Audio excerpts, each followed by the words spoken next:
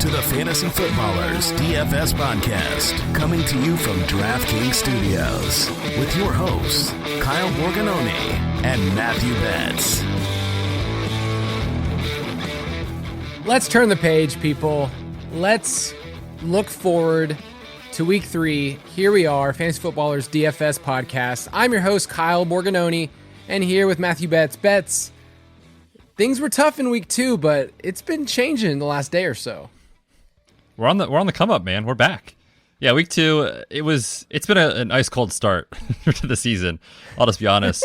For me personally, I had a little bit of success last night on Monday Night Football with Showdown, so that was good. But yeah, dude, I don't really know what to say about week 2. It was just, Alvin Kamara felt like one of the best plays on the slate. You and I agreed he was our top running back in cash games. What does he do? Comes out and basically gets outrushed at one point by Jameis Winston. Like single-digit fantasy points just fell on his face. So that was really tough to come back from. And I just want to put this out there one more time for the people. Late swap continues to be just so advantageous.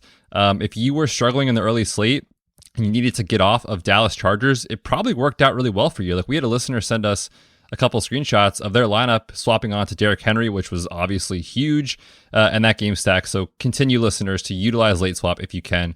Our opponents aren't doing enough, and our listeners are winning money, so it's awesome to see. At the beginning of this Tuesday podcast, we kind of want to just review some cash game lineup decisions that we made, but also I think the field made, and then kind of just what are our takeaways moving into this next week in terms of strategy and whatnot. So Bez mentioned Alvin Kamara was probably the biggest letdown across the board. That team ran the fewest amount of plays. They had the lowest time of possession, fewest first downs. Like, it was just bad across the board. Even in negative game script, he didn't even get the receptions that you wanted. So Alvin Kamara was a complete dud. If you played Najee Harris, you were probably happy with your 19 points. But I don't know if that helped you like get ahead in cash. It's just he did what he was supposed to. But the biggest thing you had to do this past week is if you had Cooper Kupp in your lineup. So I played him on FanDuel because we talked about it, but I didn't play him on DK. And then did you survive Derrick Henry? Now, Derrick Henry wasn't a popular cash game play, but even at 5-6%, like, that's a mountain that you have to overcome when somebody puts up 50 points on DK.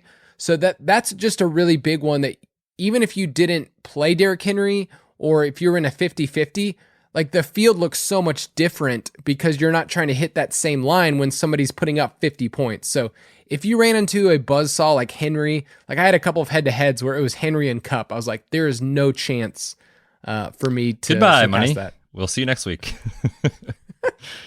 Well, hey, that's our lesson with Derrick Henry, right? When he's popular, we say it's okay to play him in cash, but when he's not popular, we say please play him in GPP. And so on FanDuel, I had a couple of lineups where he was in there. He was our top point per dollar value on FanDuel, so I feel happy that we were on that. Like, play Derrick Henry in GPPs. And we had a listener that sent me a screenshot just this morning that said, hey, I took y'all's advice. They listened to the podcast like you're doing right now. They read the articles and they won 15 G's bets in a tournament by just literally playing the plays that we said. And that made me happy on an otherwise tough week. Yeah, it's awesome. It's super fun to see our listeners winning real money, like legit money, $15,000. Congratulations to that listener. That's fantastic. And yeah, with Derrick Henry, these are the weeks you play Derrick Henry, right? We talked about it entering the season. We said in week 1, people are going to be overconfident in what they think these NFL teams are. The Titans were popular in week 1, fell on their face. No one wanted to play them in week 2.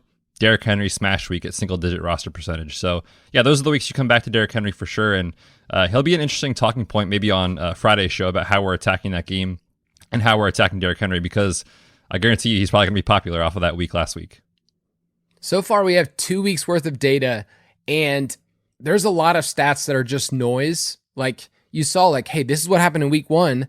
That's going to happen in week 2, and that's just not true. In the same way, like, I spent a lot of the morning looking at targets and routes run and data, and there's so many things that don't stabilize just yet. One of the things that does is depth of target. So there's just certain players that you can look at and look at the stats and look at what's going on and go, okay, they're getting these targets. Like Juju is getting short targets because that's the kind of targets that Juju gets. But there's other things as you look at players and you're assessing and what's a good play and what's not. Give yourself a little bit more room. If you've had a tough time through 2 weeks, just realize like there's chaos within 2 weeks. We're going to get more data over this coming month. And I think you can make even more informed decisions. But yeah, I took a bath this past week. I wrote about it in my cash lineup review. Every Monday, I'm going to post that. And I'm just going to be honest with what happened. And the way that I explained it was, it's like someone just picked out a spot and just targeted my groin region and just kicked me in the crotch for about 6 hours in a row. Oh man, I think your actual text to me was like, dude, this is literally the worst week I've ever had playing DFS. So if you didn't win this week, you're not alone. We're with you guys there. But, you know, like we said, the early part of the season is the most difficult with playing DFS. It will get better from here. And obviously, Kyle, for your case, it can only get better from last week. So wheels up for week 3. You know, this is the other thing I added is like you begin to like have some stamina. There's an awesome GIF of it's called the Kung Fu Nut Punch. And it's these guys that just invite pain to the nuts. I don't invite that at all.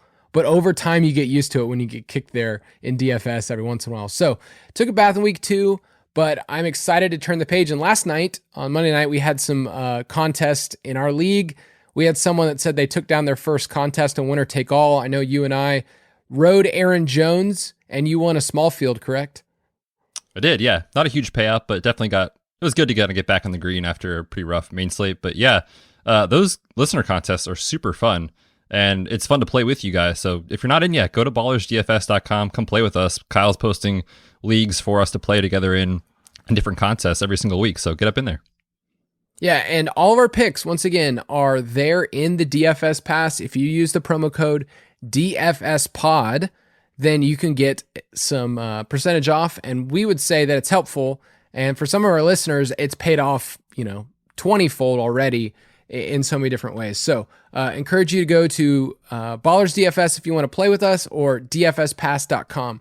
But let's talk about this main slate for week 3. State of the main slate. State of what it's looking like in week 3. And I just want to say this about week 3. We think we know what these teams are. So right now, there are a couple teams that are just punching me in the face on some of my season-long bets, like the Raiders bets. I have a under bet on the Raiders that is not looking so hot right now. And I also have an under on the Panthers. So both of those are just looking real rough at this moment. But let's talk about the main slate and some of the lines from DraftKings Sportsbook. Any other wagers that you have so far that's looking good on your portfolio? Yeah, you brought up last week the Kyler MVP bet entering the season was looking good after week 1. He is now the odds-on favorite to actually win, so that is really a plus in that direction. Yes, I don't know that that's correct in my opinion. I mean, Tom Brady, how can you argue against what he's done through 2 weeks and showing zero signs of slowing down? I have him as a preseason MVP winner, so that's looking good. And then, yeah, like you, there's a team that I was high on. It was the Vikings entering this year to go over 8.5 wins. They are not looking good at that point. And underdogs this week entering week 3. So could be off to an 0-3 start. We'll see. Poor Vikings. Like both of those were super close games. They could have won both of them. Like you could have just completely swung where Dalvin didn't fumble. They hit the game-winning field goal. So that one's just probably super frustrating if you're a Vikings fan. So yeah, I mentioned my Raiders isn't looking so good. I do have Dallas to win the NFC East at some plus money, and some other Dallas bets that I think are looking pretty good.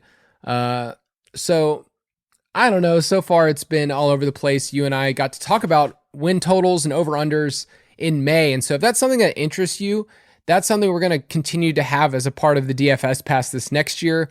We don't specifically say you need to put this amount of money, but we are very clear and transparent of these are our wagers. Here's why we do it. Here's how this helps us with our process for teams. So it's another part of the season after DFS that you can stay focused and part of what we're doing. But for week 3, I want to reference in the DFS Pass, we have all of the Vegas lines that are constantly updated from DraftKings Sportsbook. So I already know that when I posted some of our totals in our doc last night, they're already out of date because these lines are moving. So let's talk about some of these games that have a 50 over total for this week.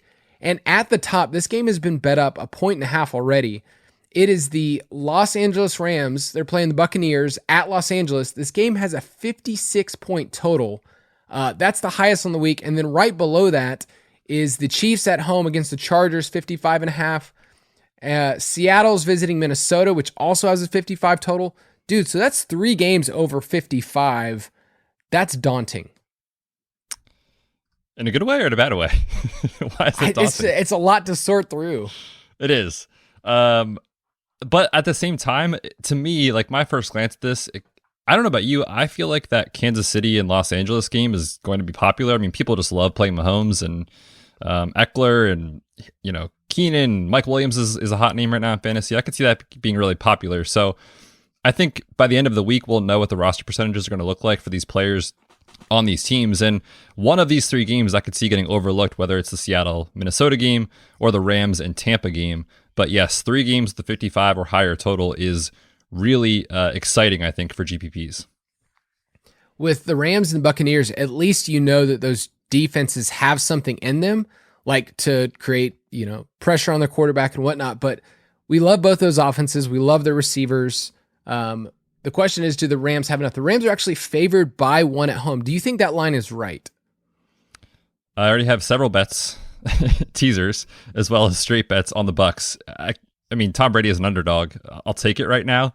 I'm surprised that they're underdogs to the Rams. I don't know if it's just, the Rams almost lost to Carson Wentz with 2 sprained ankles last week. Like, what is happening? So yeah, I'll bet on Tom Brady any day of the week if I can.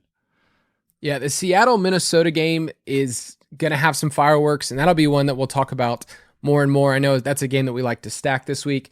And then a little bit lower on the totals, we have the Cardinals, which are kind of basically carrying that game at a 51.5 total against the Jaguars. The Cardinals have a 29.5 team implied total, so that might be one to think about for an onslaught stack. And then, dude, this is a game that you and I think is just going to be a sneaky game. It's the Ravens at the Lions. We saw the Lions play last night against the Packers. They hung pretty tight. There's some pass catchers we like, TJ Hawkinson, DeAndre Swift. And then the Ravens just beat the Chiefs. They have a 29-point team implied total.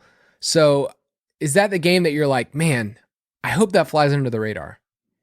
Yeah, I think so. And I think it's mostly because of the high total plus the still negative connotation around the Lions. And they're not a good team, obviously, but DeAndre Swift and TJ Hawkinson are racking up targets left and right. And if we project the Ravens to come out and smash in this game as they're almost double-digit favorites, Vegas projects them to do, then, I love like a Ravens stack with a bring back on the Lions side, whether it's Hawkinson or Swift, who both have really good tags this week in DFS. So yeah, I'm excited about that game. I think it's definitely going to get overlooked. I think when people see that big spread, they get kind of scared of it or stay away from it because they want to have that game like the Rams and Bucks where it's a 1-point spread. They want to have that back and forth appeal to it. But I think, the Ravens defense and secondary has been exposed this year, and say what you want about Jared Goff, like he's looked competent to say the least. So I think that Swift and Hawk can get us there as a bring back in that game. Jared Goff, guys, is a top 10 fantasy quarterback. I know we're only 2 weeks in, but all we care about is the volume. I know it's ugly.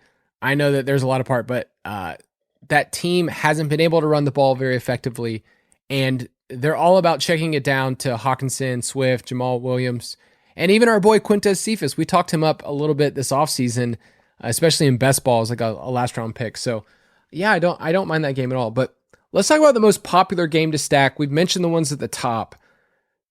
Do you think whenever you stack Brady, okay, so last week we were all about Brady and cash. We both had to swap onto him in a couple of different places, but is it hard to stack Buccaneers because you might get the wrong guy that week? I think that's the general thought process is, is this the 2-touchdown Gronk week, or is this week Mike Evans? Is this week Chris Godwin? And people, I think in general, know that Tom Brady is going to perform well most weeks, but they don't know who the ball is going to. And so that tells me a lot about, that's a great spot for GPPs. You don't have to get that right every week. You play a couple of stacks most weeks and, pick 1 or 2 of those guys, and more times than not, it will work in some fashion. So yeah, I think when people see that, lack of clarity, they kind of get scared of it. But yeah, I'll be going back to Tom Brady this week for sure, especially in tournaments. Yeah, and then in the Rams side, Cooper Kupp's clearly going to be the one that's the most favorite. He's 6,800 on DraftKings. Robert Woods is $1,100 cheaper. So I just wonder in how that game is configured, how people are doing their stacks.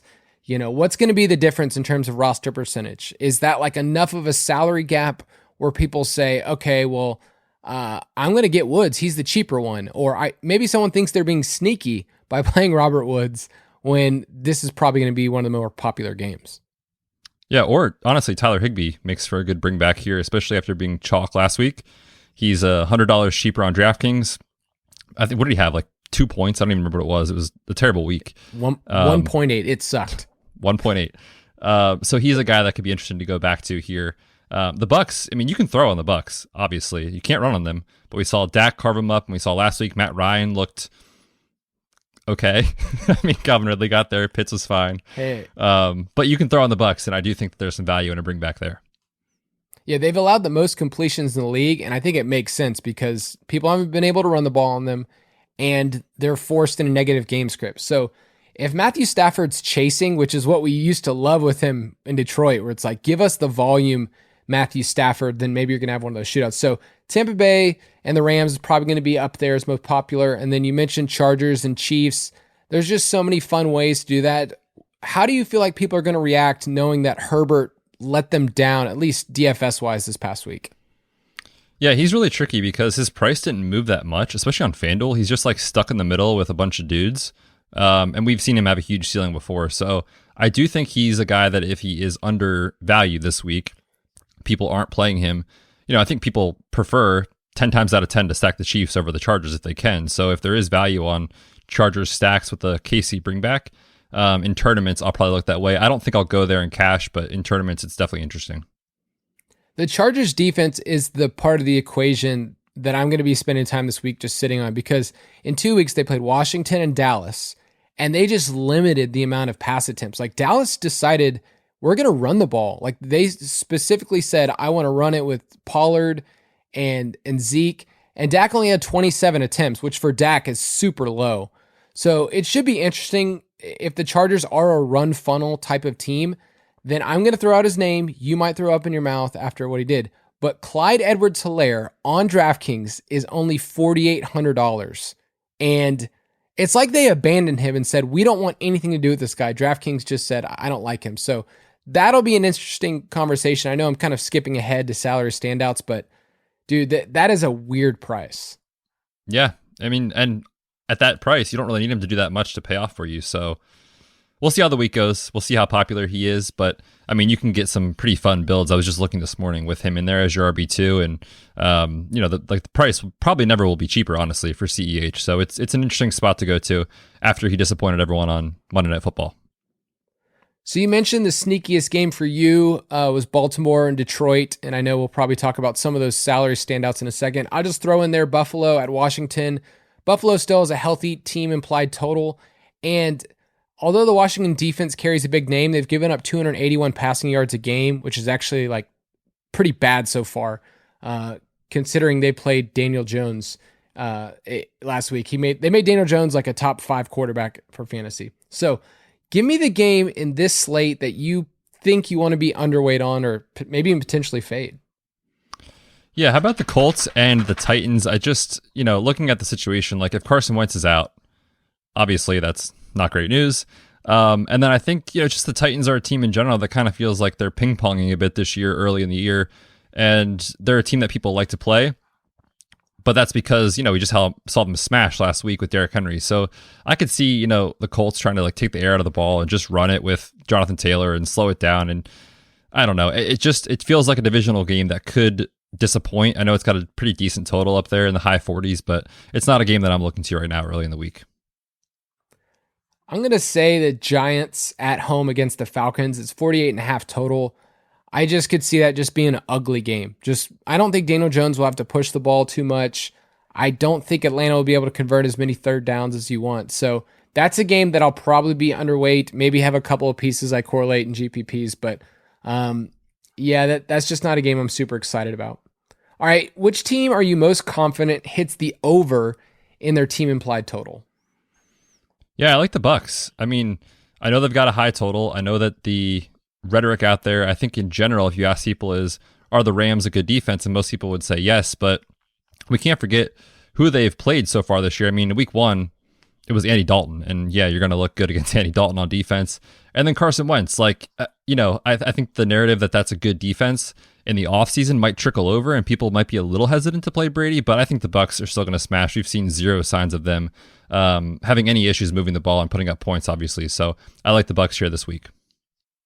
I'm going to say Seattle. I just believe in their offense. They've scored over their team implied total both games.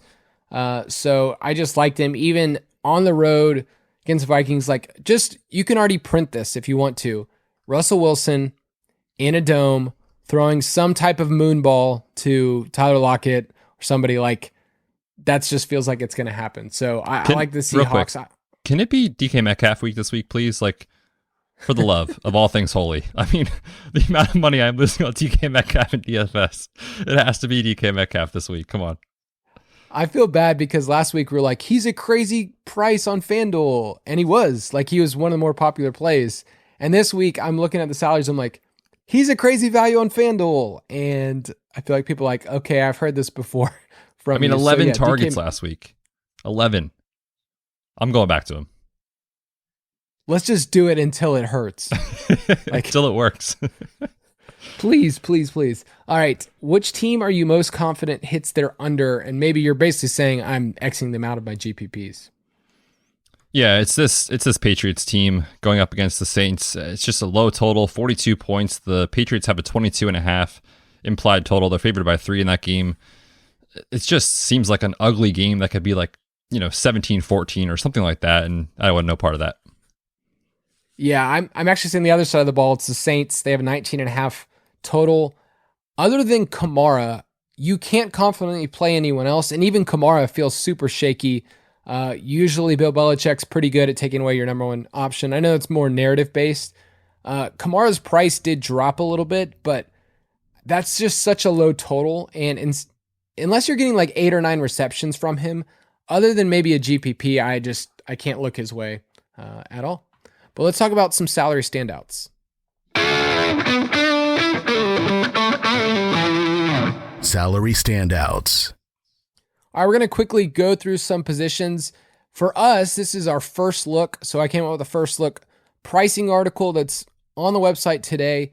And this is our first reaction. So by Friday, when you hear the next podcast, realize that some of those opinions will solidify. This is just what stands out to us. So for quarterback, what salaries stand out to you? Yeah, I like on DraftKings, Lamar Jackson. He looks great at 7,800. Taking on the Lions, we already talked about that game a little bit. And then as well on DraftKings, Josh Allen, his price continues to go down, but there is still enough talent around him. He's still a good to great quarterback who can run the football. And the bet special is to let people know when a player went down at the 1-yard line every week. Josh Allen last week, and then Zach Moss falls in the end zone. So if he runs in that touchdown, I think people are viewing Josh Allen a lot differently so far in DFS and fantasy. I'll go back to him here at 7K. Its price just goes down, and I want to play him. You need to copyright that metric because it really is something you've looked at for years. Because it just hurts. I mean, I'm watching these games. I'm looking at my lineups. I'm like, there it is. Oh, nope. Down at the 6-inch line. Okay, cool. Yep. Here comes Zach Moss. Is it more to make yourself feel better? Okay, I was almost there. Yes, exactly. And that was the Justin Jefferson issue from week 1. Yes, for sure. Speaking of Justin Jefferson, I'm going to say Kirk Cousins at home on DraftKings is only 6,300. And personally, I would rather play Kirk Cousins on something like DraftKings where he could hit the 300-yard. Now, Kirk Cousins is more of an efficiency passer, but Kirk Cousins, if you want to get real gross, Jared Goff is 5,200 against Baltimore at home.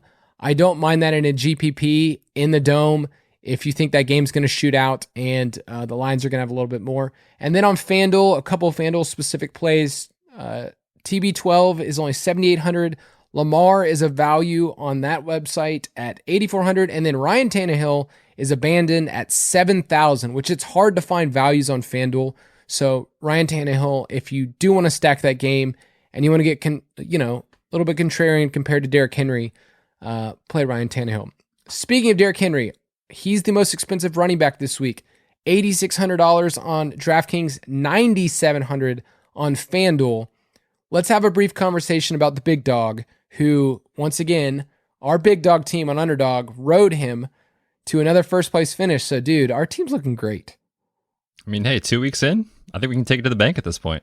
Yeah, he's really interesting this week because usually he's the type of player that we want to play on FanDuel because of his perceived lack of pass catching. But, dude, he's getting targets this year through 2 weeks. And I'm not sure if that's here to stay or if that's just kind of noise. But, yeah, I think if I'm playing him, this sounds kind of counterintuitive. I'll probably spend up to be contrarian with him on DraftKings. He is the most expensive guy. But the running back slate as a whole is kind of weird because we're used to having, Dalvin north of 9,000. Alvin Kamara sometimes gets up there. Christian McCaffrey, at 10,000 is on Thursday Night Football. So he's the RB1. I could see people maybe shying away a little bit, even despite the huge week last week. So I am interested in him in tournaments. So some other cheaper guys, if you want to start with the cheaper, and then we'll move to some more elite cash plays. But we mentioned CEH at 4,800. That's just stupid cheap. DeAndre Swift, his price didn't move because he was there on Monday night. So he's only 5,800. And if he's going to see that type of targets in a negative game script, likely against the Ravens, he looks good. And then we don't know the status of Dalvin Cook, and maybe you could share that, but Alexander Mattison is 6K. If Cook's out, he's going to be, the lock of the week. Yeah, I think so far I'm not super concerned about Dalvin Cook. He seemed to be kind of more hurt and banged up than actually injured, which is kind of his norm at this point. So as of Tuesday, not really concerned, but of course we'll monitor the practice reports. And you can get a bonus podcast, my injury show, over on jointhefoot.com that comes out every Friday. So check that out. Austin Eckler, 7,200. Everyone was worried week one. He wouldn't get any targets. He came back. What did he catch? 9 balls? Dude was super involved. He's only 7,200. So if you like him, I look back at his game logs the last 2 years against the Chiefs. He's averaged 8.5 targets. So that's a pretty safe floor if you want to play Austin Eckler and you just like that game total. That's really, really safe. But any other names stand out to you on FanDuel? Yeah, I mean, Antonio Gibson, I wrote down here on the dock, is super cheap. I know we're not in love with that game environment, but 6,100 for a guy that's as talented as he is definitely intriguing. And then, do you want to bring up Saquon Barkley? Because you put him on the dock. I can't do it, I don't think. No, I get it. He's tempting because of the name. On DraftKings, you can't play Saquon Barkley. He's the RB8. On FanDuel, he's all the way down to RB20. And maybe that makes sense based on how he's played and his fantasy production, but he's playing against the Falcons, and I know how bad the Falcons are. So Saquon, that game is one that I'm probably Xing out. But if you really wanted Saquon in your lineup, you're like, okay, you know what? He's too talented. Maybe he's 3 weeks in.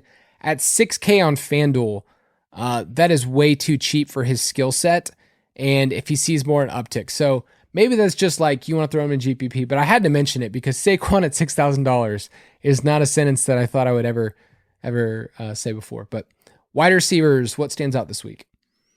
Yeah, over on DraftKings, I still like Keenan Allen. He dropped in price by $400.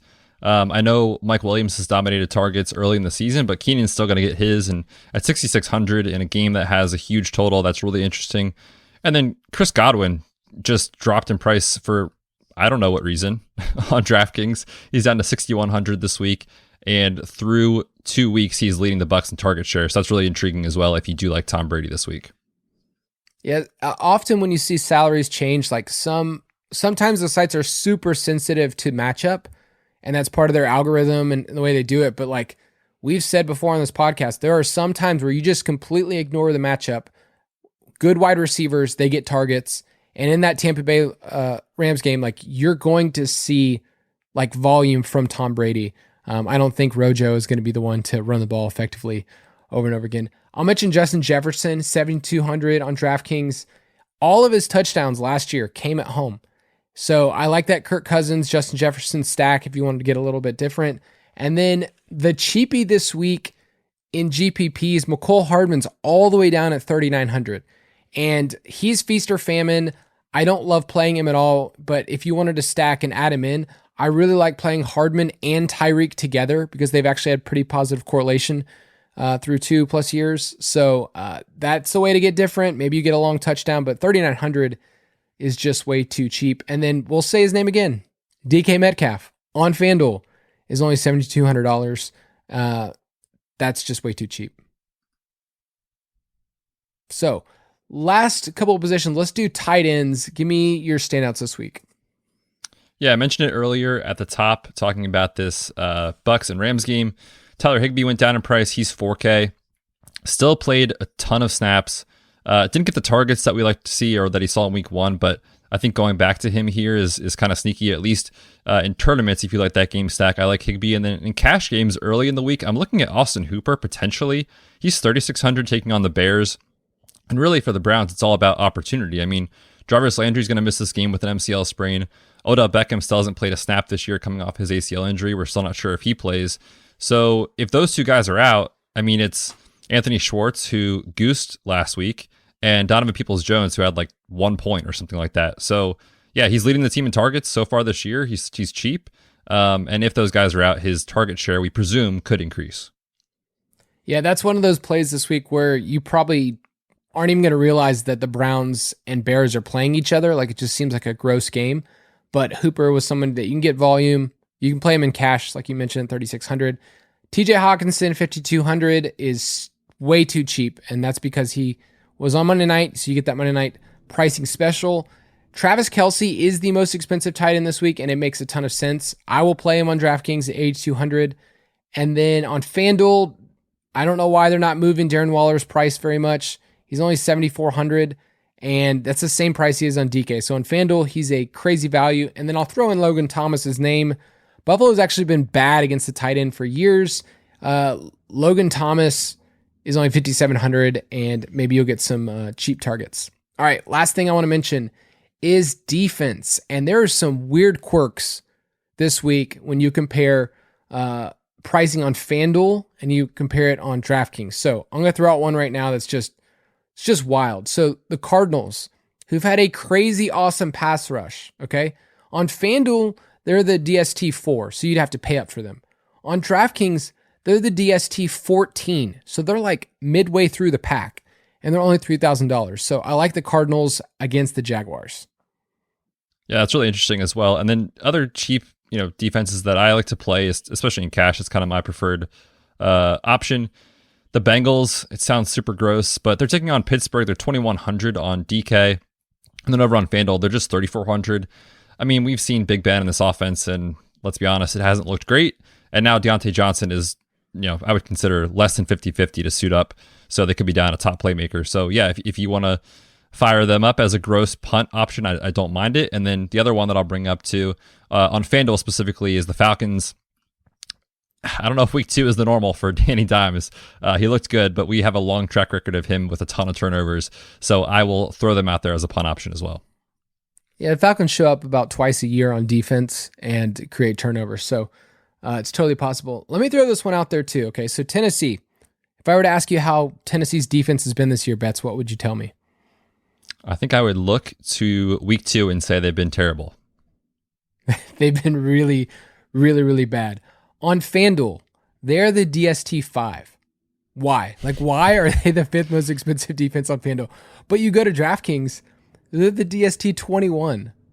Like, that is a giant difference. And so Tennessee, the Titans, all right, they're playing at home. They're only $2,400, and it's possible that they're against Jacob Eason.